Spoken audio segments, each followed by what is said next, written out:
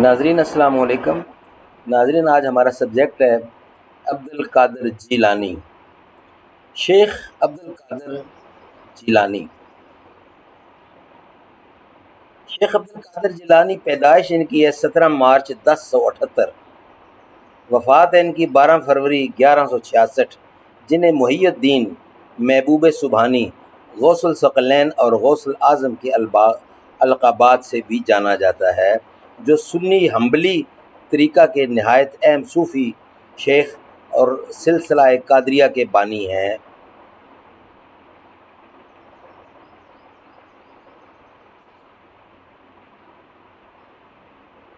حنبلی اہل سنت کے 4 فقہی مذاہب میں سے ایک ہے۔ احمد بن حنبل کی تعلیمات پر مبنی ہے اور اس کی ترویج ان کے شاگردوں نے کی۔ حنبلی مذہب 4 مکاتب فکر میں سب سے چھوٹا ہے۔ ناظرین، ان کا جو تاریخ پیدائش ہے وہ بتائیے میں نے کہ 17 مارچ 1078 عامل ایک جگہ ہے۔ وفات ان کی 14 فروری 1166، 88 سال کی عمر انہوں نے پائی ہے۔ بغداد مسلم، وہاں یہ رہائش پذیر ہیں، وہاں ہی وفات ہوئی ان کی۔ اور شہرت ان کی دولت عباسیہ، مذہب اسلامی حنبلی سنی، والد ابو صالح موسیٰ اور خاندان ان کا بنو ہاشم سے جا کے لگتا ہے۔ اور عملی زندگی ان کی دور ان کا 1 رمضان 470 ہجری، 11 ربیع الثانی 561 ہجری۔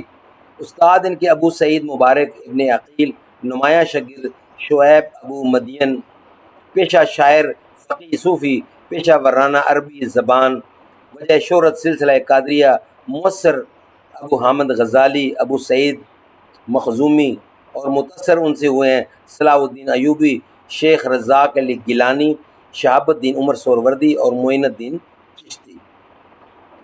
ناظرین، یہ ان کا ابتدائیہ ہے۔ انشاءاللہ ہم آپ کو ان کا ولادت، سلسلہ نسب، اکابرین اسلام کی عبد القادر جیلانی کے بارے میں پیشن گوئی، یہ ساری چیزیں نیکسٹ ویلاگ میں حالات زندگی ایام طفولیت پیش کریں گے۔ آج پہلے لاگ میں یہ مختصر سا تعارف تھا جو آپ کی خدمت میں ہم نے پیش کیا۔ اللہ تعالیٰ نے کی قبر کو منور کرے۔ بہت بڑے مذہبی فقی تھے، صوفی تھے۔ ناظرین السلام علیکم ورحمۃ اللہ۔